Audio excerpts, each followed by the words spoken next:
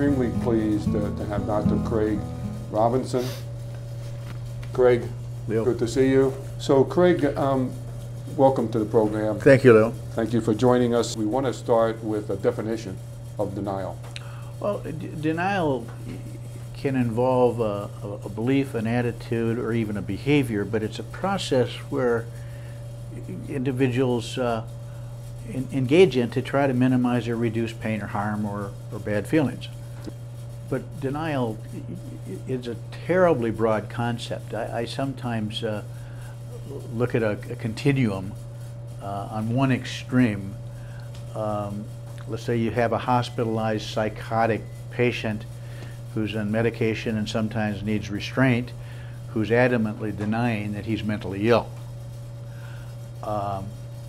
The other extreme I sometimes might look at is a sociopath or a con man who's out lying his head off because the end justifies the means, and he'll deny all sorts of wrongdoing and so forth to accomplish what he needs. Mm-hmm. And then everything in between. Okay. One form of denial that probably a whole lot of people are familiar with is that that relates to grief. If you've lost a loved one or a friend, one of the first stage of grieving is usually considered denial. Okay. Denial, I mean, there's an intellectual part of you know that's happened, but there's another emotional part that just can't really get to accept the reality of it. Mm-hmm. Another common kind of denial would be substance abuse. Alcohol, for example. You know, I only have 3 or 4 drinks a day. What's the big deal? I'm not an alcoholic. It's not a problem. Now, for some people it might not be, but other people are really just denying the consequences of what they're doing, of their behavior. Well, one form of denial we refer to as denial of fact. Mm-hmm. That's when a person denies a fact because to accept the fact would pose a psychological problem or maybe even a financial problem. Or denial of responsibility. You know, I just touched her on the shoulder even though she's in the emergency room being treated. Mm-hmm. That's denial of consequences or the impact, mm-hmm. Trying to minimize the impact of inappropriate behavior to make us feel better. Or denial of responsibility. Mm-hmm. And all of these sort of overlap. They're not separate categories, but this is where Joe breaks up with his girlfriend because he's been abusive, and she said, I'm taking a hike, and so he breaks up and then blames her for everything that happened. But again, the key issue of denial is trying to it's a way we have of trying to minimize pain or responsibility or feeling guilty or remorseful. Denial is a kind of generally a sort of a coping mechanism, a psychological mm-hmm. coping mechanism. If I have done something that's very, very hurtful to you, and that really wasn't my intention, but that was the effect of my behavior, one way I may cope, because I don't want to feel guilty or remorseful, one way I might cope is say, you know, that's not that big a deal. You must really be screwed up to be reacting the way you are. Yeah. I'm kind of denying the impact on you because it makes me more settled down. I don't have to deal with feeling guilty or remorseful. Another form is denial of awareness. You know, I was so drunk, I really didn't know what I was doing. I'm really not, I shouldn't be responsible for that or viewed as responsible. You can deny and also be aware that you're denying. So now, you can deny and be aware of it. Let's say a person who drinks more than they think they probably should. Mm-hmm. And they're kind of denying that it really is that big a deal, but there's usually another part of them that says, you know, I'm just kind of denying that it's as big a deal as it is, you know. So you're aware of it and you don't do anything about it and you still deny. You know. And then of course you get the other extreme that the person just they totally believe what they're denying. So I suppose if we are they even, can you even call that denial? If their reality is just different than yours. I remember in the workshop you said that there's some people that get to the stage of denial where they can actually pass a polygraph test because they're so convinced. Oh, sure. I've certainly seen people who've told themselves a lie so often and so long that they internalize it. They believe it. Mm-hmm. It's their reality. Yeah, yeah. And I think sometimes people caught up in the legal system and long prosecutions and they've denied innocence and so forth. Guilt, I think yeah. after a point, at least some people can get to a point they truly believe what they're telling themselves. I suppose it's arguable then, is that really denial, or is that just a fixed belief system that's different than other people have? So let's turn to the observer, all right, because I'm assuming Okay. the audience here, all right, that we're talking to, that we're trying to discuss this with, has to deal with denial by another person. You have a friend or relative, or perhaps yourself, who has a very clear possibility of a medical problem, but does not want to go to the doctor because they don't want to get bad news. And really they're denying the symptoms are all that relevant or meaningful.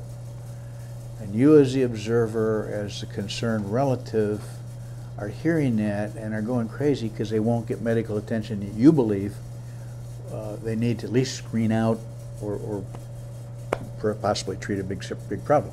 How do you deal with that? You don't do the most normal thing, and that is to confront the person with what you believe is their screwed up reality. So confrontation is bad. It's the normal thing to do, especially with someone thing. you love. It's the most ineffective thing you can do, because the other person just gets defensive and pulls back and so forth. Because you're trying to convince them with rational facts something that's very emotional for them. Mm-hmm. Or fear or anxiety or apprehension. So facts don't have a whole lot to do with decision making that's being driven by fear and apprehension. So Yeah. you want to resist the urge of correcting what you believe are the other person's screwed up perceptions or, Mm-hmm. or reality. And that's the most normal thing to do.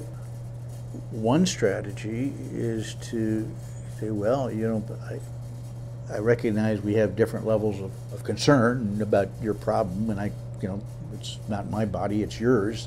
But I love you and care about you, and I'm just wondering if you give any thoughts to how else we might address it, because I know you don't want to go to the doctor. So it sounds like an indirect. It's very indirect and approach. trying to ask the other person, and again continuing to say, I worry, it's my concern, I own it, and I'm not going to try to get you to do something you don't want to do, as much as I'd like to see you do it, but I just want to let you know, I guess I worry. At a simplistic level, people deny because it works. So it's an effective strategy. It temporarily meets a need. Mm-hmm. I'm denying the importance of getting to my income tax, and so I avoid it because I get anxious when I think about doing it. It's distasteful, so when I avoid it, it reduces an unpleasant emotional state temporarily. That probably hits about 100% of our audience. Absolutely, we all do it. We all do it in very different ways of our life. But the avoidance is reducing a negative state, which technically is called a negative reinforcer, which then tends to reinforce further avoidance behavior. And we usually don't spur into action until the gun's to our head, or the deadline is due, or the exam date is tomorrow, and then we cram and so forth. Yes. So the denial or minimization or avoidance is serving an emotional function. It worked. We do it because it works. Temporarily. Temporarily. You have to pay a price in the long run. Okay. So there's a price to be paid Down in the long road. run. But in the short run, it works. Mm-hmm. Okay. Now, sure, it can escalate into, you know, we're spouses, and you say something that's kind of annoying, and I say, I'm not going to let it bother me. See, I'm kind of denying that you're irritating me. And then you say something else that's kind of an irritant. I hope that. And so, but I'm denying that you're impacting on me. Mm-hmm. I'm just saying I'm just going to let it go. I'm Yeah. having a good day. I'm not going to let it Temporarily bother me. that works. Yeah. And then a little bit later, you push my button in a different way, and I blow. And in spouses, that could be yelling or screaming or hitting or so forth. It's an example of how denying a troublesome emotion or dealing with it Mm-hmm. has the potential to escalate into something else where we then behave very inappropriately later on. What, in layman terms, I mean, you know, what can an individual who kind of has this question of whether I'm in denial and what it's doing to me, what can an individual in that stage do? Well, I've never had an individual come in and say, you know, Doc, can you help me? I think I'm in denial. Really? Not at all? I look at denial as a coping process, not the problem. Mm-hmm. It's a process to try to deal with the problem. Yes. Okay. Mm-hmm. Now, if a person has a drinking problem, they're generally not here for that problem and denying they have it. If they were court ordered because they got a DUI, they might come in and say, I don't have a drinking problem, just that one night episode and it was a bad cop or something. And there's an example of denial. Mm-hmm. And I would just talk to them in terms, it doesn't sound like you're very ready to address that as a problem then. If you say it's not a problem, so I'm not going to treat something, or try to, that someone tells me isn't a problem for them. Even though there's a part of me that says, yeah, well, there's a great case of denial, and you know, it's his third DUI, and Yes. still wants to, but I don't know that you can treat that if a person's just not ready, and some people can entrench themselves in denial for forever. For a lifetime. Yeah. Yeah, for a lifetime. What is it about a person who is a domestic abuser, and is there an element of denial in that I'm not beating up my wife? Well, here again, we got to remember, sometimes denial is simply lying to minimize unpleasant consequences. Mm-hmm. And if I can say, you know, she accidentally fell down, because I might get off. Am I denying? Well, yeah, I guess I am, but I'm denying for a very specific reason. Very specific reason. Yeah. I want to avoid going to jail or getting punished. Mm-hmm. At a more psychological level, it's not too cool for a 6'2" guy to acknowledge that he beat the hell out of his 5'2" wife. It's not a very socially acceptable thing to say to your buddy or anybody else. And if she's got a black eye, you know, you might want to somehow mitigate your wrongdoing by talking about how she accidentally ran into your fist. Mm-hmm. And so that gets into the more psychological reasons.